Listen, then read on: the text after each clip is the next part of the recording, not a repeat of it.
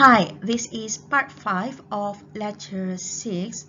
So in this topic, I will talk about address resolution protocol. So first, we need to understand about how MAC address and IP address work. So basically, there are two primary addresses assigned to a device on an Ethernet LAN, which is first is the physical address, which is the Ethernet MAC address, and second is the logical address, which is the IP address.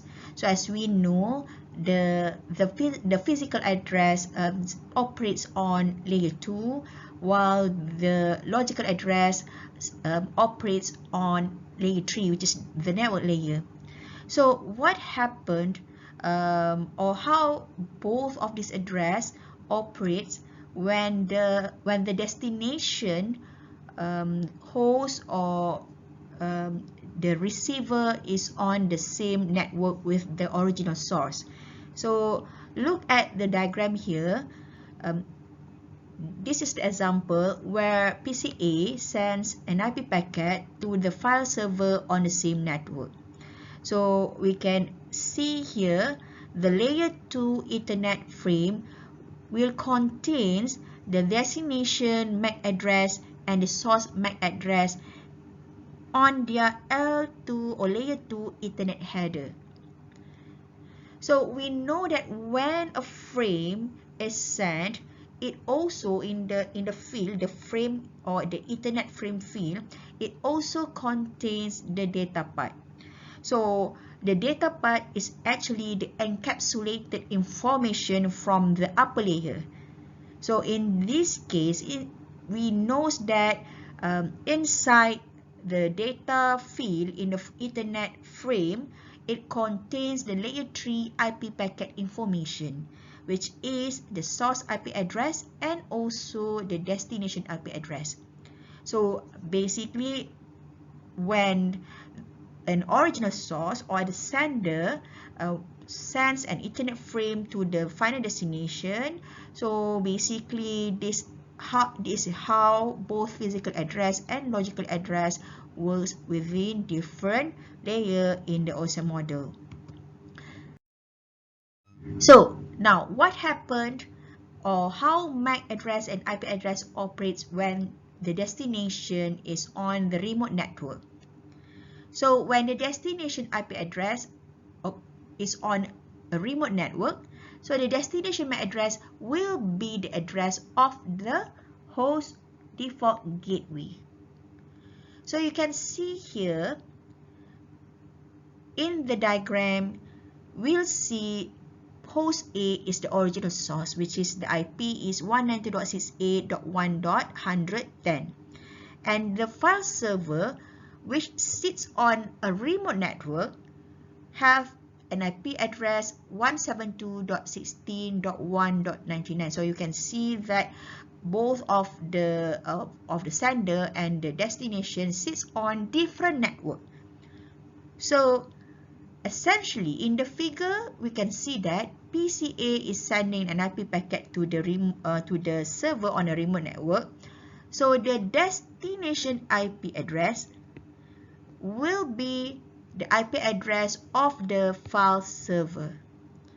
However, if you look at the destination MAC address on the layer 2 Ethernet header, so we can see that the destination MAC address will be the MAC address of the default gateway or the router's interface, which sits, the default gateway or the router's interface sits within the same LAN with the original source. So this is what happened, or how MAC address and IP address operates on different layer when the destination sits on a remote network. Now, I would like to introduce about ARP. So what is ARP? ARP is an address resolution protocol. So when a device sends an Ethernet frame, it contains these two addresses, which is destination MAC address and source MAC address. So you have to remember that Ethernet frame operates on layer 2. So to determine the destination MAC address, the device uses ARP. So ARP provides two basic functions, which is first, it will resolve IPv4 addresses to MAC address, and second, it will maintain a table of mapping between the IPv4 address and also the MAC address of the host within the network. So in this diagram, so we have a LAN which consists of 4 hosts, host 1 until host 4. So basically in this example, host 1, which IP is 192, which IP address is 192.168.1.5, says that I need to send information to 192.168.1.7, which is host 4, but I only have the IP address. I don't know the MAC address of the device that has that IP. So basically, this is what happened when this is the first time host 1 would like to send a frame to any host inside the network. So basically, they only knows the IP address information, but they don't know the MAC address of the device that has that IP. So the ARP will help host 1 to actually knows what is the MAC address of the destination. So what happened here is the internet devices will refer to an ARP table, or what we call as ARP cache, in its memory or RAM. So this is important, the ARP cache is important and must be referred every time a host would like to send any frame to their peers in the network to find the MAC address that is mapped to the IPv4 address. So a device will search its ARP table for a destination IPv4 address and a corresponding MAC address. So basically, if the packet's destination IPv4 address is on the same network, so this is the key, on the same network as the source IPv4 address, the device will search the ARP table for the destination IPv4 address. But if the destination IPv4 address is on different network, so basically the device will search the ARP table for the IPv4 address of the default gateway. So as we understand earlier on in this video, I already mentioned how MAC address and IPv4 address works when the destination is within the same LAN or in the remote network.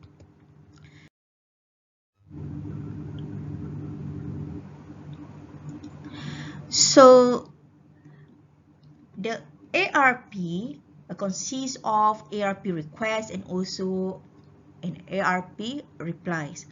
So an ARP request is a broadcast frame which is sent when a device needs a MAC address associated with an IPv4 address, but when they tries to send an internet frame, they could not find any entry or mapping for the IPv4 address in its ARP table. So basically in here, the ARP messages are encapsulated directly within an internet frame. So there is no IPv4 header. So in the ARP request message includes the targeted IPv4 address and also the targeted MAC address. But in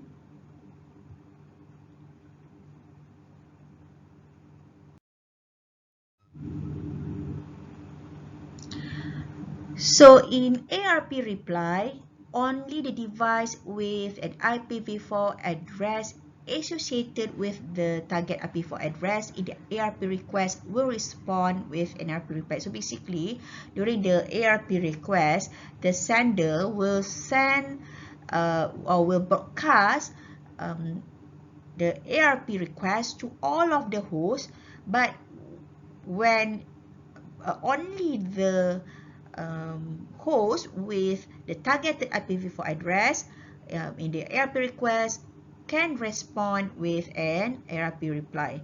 So basically in the ARP reply, it includes sender's IPv4 address and also sender's MAC address. So basically, entries in the ARP cache are time-stamped.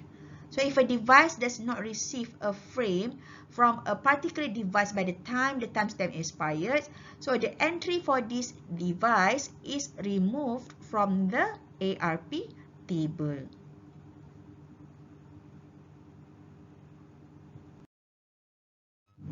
So let us see the ARP role in remote communication.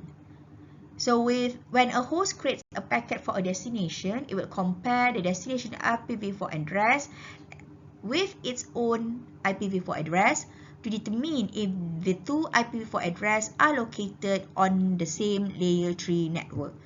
So if the destination host, is not in the same network, so basically the source will check the ARP cache for an entry with the IPv4 address of the default gateway. So this is how ARP works in remote communication. What it means is if the PC or the host, the destination host, is not within the same LAN. So basically what happened here is the sender will check the ARP table for default gateway IPv4 address or for the default gateway information. So basically, if there is not an entry, it will, so basically if there's no information about the default gateway, so they will again proceed with the ARP request and ARP reply to determine the MAC address of the default gateway. Now, removing entries from an ARP table could be done by using a timer or by manually remove some entries in the ARP table. So if we are using the timer, so we in the ARP table, in the ARP cache, we have the timer that can remove entries that have not been used for a specified period time. So basically the period of time or the timer is different depending on the operating system that the user use. So basically kalau if in Windows operating system, the ARP cache entries will be stored for 2 minutes. So if the ARP entry is not used within 2 minutes, right, or is not referred by the PC or by the host within 2 minutes, so basically it will be removed from the ARP cache. Now, on a router, so we can actually display the content of the ARP cache by issuing command show IP ARP. So in the Windows host, we can display the content of the ARP cache using ARP -a command. So basically the ARP cache we have in any devices, even networking device or the end device. And then let's look at the some ARP issues. Right, so first we look at the ARP broadcast. So as a broadcast frame, an ARP request will be received and processed by every device on the local network. So basically, when we issued or the host issued an ARP broadcast, so the ARP request can flood the local segment if a large number of devices were to be powered up and all start accessing network services at the same times. So basically, there's a multiple access to the local medium, and it will flood the network, especially if you're using the bus topology. And another issue is ARP spoofing, where the attackers can respond to requests and pretend to be providers of the service. So one type of ARP spoofing attack or manipulation of the ARP by the attackers is to reply to an ARP request for the default gateway. So basically, the attacker manipulate the situation. So in the figure, host A, okay, this is host A, request the MAC address of the default gateway. So this the request, ARP request for default gateway MAC address is usually happened when the destination is in the remote network.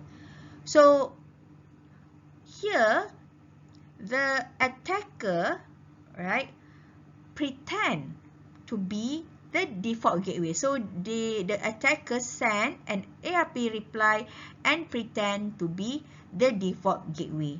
So host C, which is the attacker's a machine, replies to the ARP request, and host A receive the reply and updating its ARP cache. So later, when the when PCA or host A would like to send a packet to a remote destination, the host will not send the packet to the default gateway, but they will send the packet to the attacker's machine. So basically, the ARP spoofing attack could be mitigated using enterprise level switch, where in the enterprise level switch, it has some mitigation techniques or mechanism known as dynamic ARP inspection to actually resolve the problem. So that's all for today class. Assalamualaikum and good day.